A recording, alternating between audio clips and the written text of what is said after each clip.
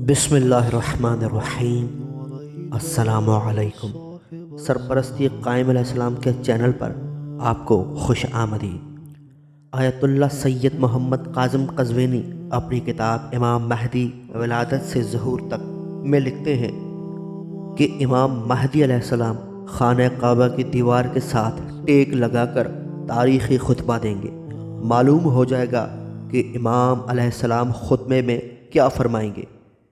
وہ خدا کی حمد و ثنا سے خطبے کا آغاز کریں گے اور محمد و آل محمد پر درود بھیجیں گے۔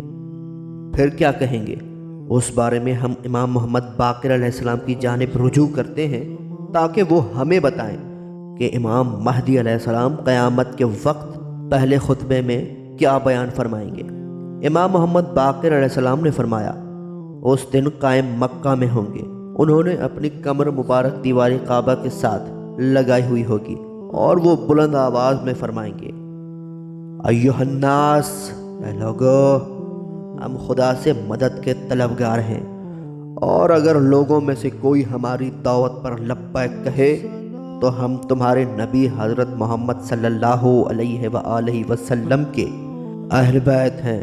ہم دوسرے لوگوں سے زیادہ خدا اور حضرت محمد مصطفیٰ کے قریب ہیں، تو جو مجھ سے حضرت آدم علیہ السلام کے بارے میں نزا کرے تو میں لوگوں سے زیادہ حضرت آدم علیہ السلام کا قریبی ہوں۔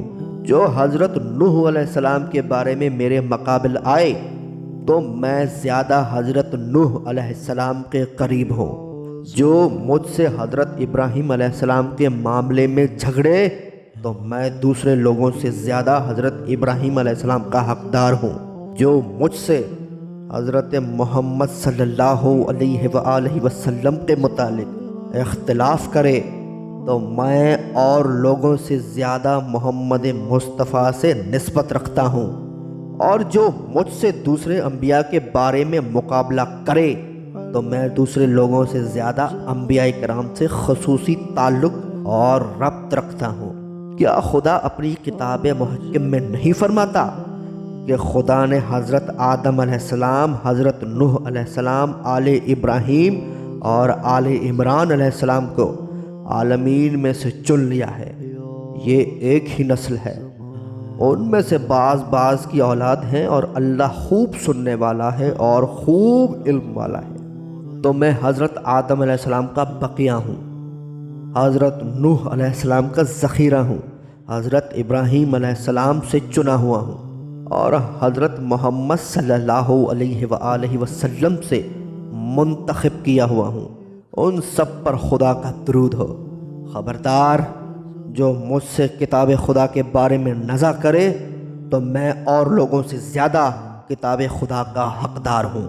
خبردار، جو مجھ سے رسول خدا کی نسبت میں نزا کرے تو میں اوروں سے بڑھ کر سنت رسول کا وارث ہوں، اور میں تم سے خدا، رسول خدا اور اپنے حق کی بنا پر سوال کرتا ہوں کہ تم ہماری مدد کرو، ظالموں کے ظلم سے ہمیں بچاؤ۔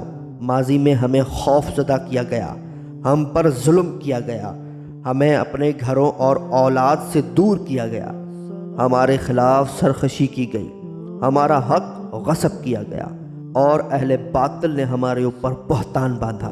ہمارے بارے میں خدا سے ڈرنا، ہمارا ساتھ نہ چھوڑنا اور ہماری مدد کرنا، اس کے بدلے میں خدا تمہاری مدد کرے گا۔ امام علیہ السلام کا یہ خطبہ ایک اور انداز میں بھی روایت کیا گیا، اور اس کے بعض الفاظ اس خطبے سے مختلف ہیں لیکن معنی ایک ہی ہیں۔